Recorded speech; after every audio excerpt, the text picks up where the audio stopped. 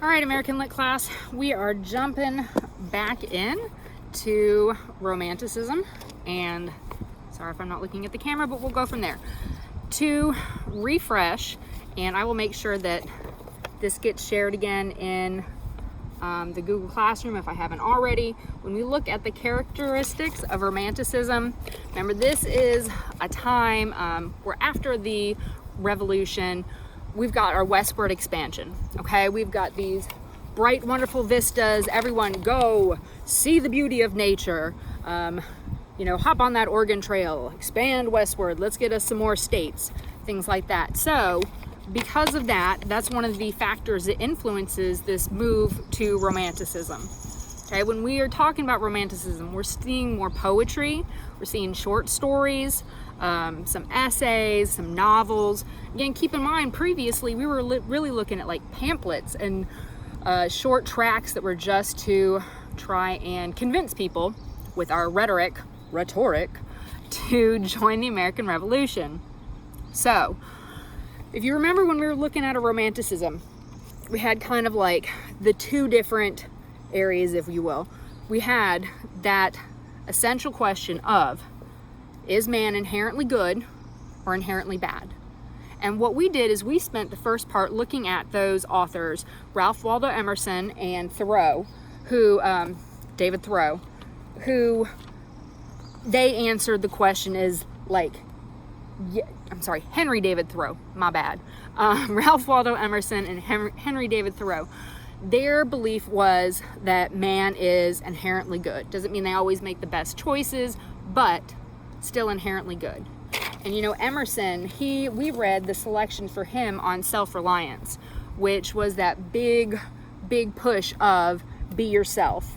To quote from what we read, there's a time in every man's education when he arrives at the conviction that envy is ignorance, that imitation is suicide, and that he must take himself for better, for worse, as his portion. And though the wide universe is full of good, no kernel of nourishing corn can come to him but through his toil bestowed on the plot of ground which is given to him to till. Okay? Remember, trust thyself. We've got that. The big one of insist on yourself. Never imitate. Okay? Yeah. Nothing can bring you peace but yourself. All right? This is all very focused on the self, the self, the self. I'm not saying we need to look outside. Everything needs to bring it down to here. Okay, so then we got to our Henry David Thoreau. Remember, he went to go hang out on Walden Pond for like 2 years and decided to revel within nature, which he did. And again, it was a very contemplative sort of thing. He's looking at himself. He is finding, this is one of the biggest things, he's finding beauty in the everyday. That is, I think that's an idea, that's a concept that we take for granted. A lot, everyone's like, yes, go look at that one flower. It's beautiful. You know, we can appreciate the beauty. However, it wasn't always that way. You know, you weren't going to get, you know, appreciating just the stuff that's right outside your door.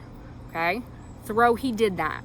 He's like, Walden Pond is beautiful to me, but it wasn't, you know, some huge site or something. It wasn't like the Grand Canyon, but it was pretty for him. Okay? Going outside, being one with nature. All right, so those are our, I believe people are inherently good. All right, so now we're going to look at the people who kind of believe, the authors of the time, who fall more in terms of, I believe people are inherently bad or inherently prone to mischief. I hate to do the whole good-bad thing, but definitely not as willing to believe in the humanity of, you know, people like thinking, oh, they'll always make the best choices.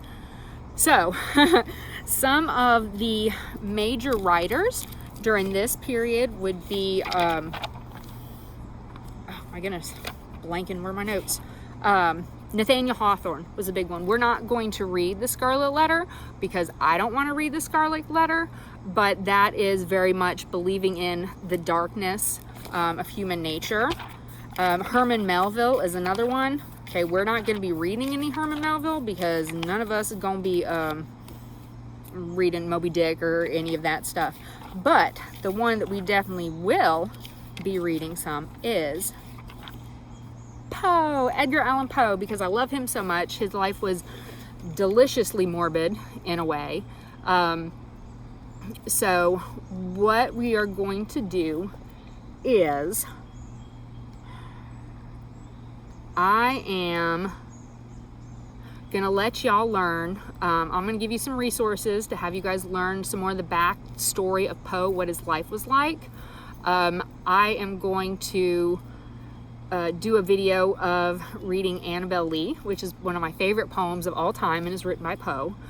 Then you guys are going to, I'm going to select a short story that you're going to have to read and write a synopsis of, like to retell the story in your own words. Okay, we're not copying and pasting.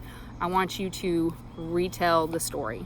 And I'll probably also find us an audio clip of The Raven, of someone reading The Raven, because that's one of the most well-known poems in the entire world, or at least among English, no, I would say the entire world. And again, it's just beautiful. His cadence, Poe's cadence, his rhythm, the way he rhymes words is really awesome. So I will write all that out. You're finished with this one. The next video, or after you learn more about Poe, is gonna be me reading Annabel Lee.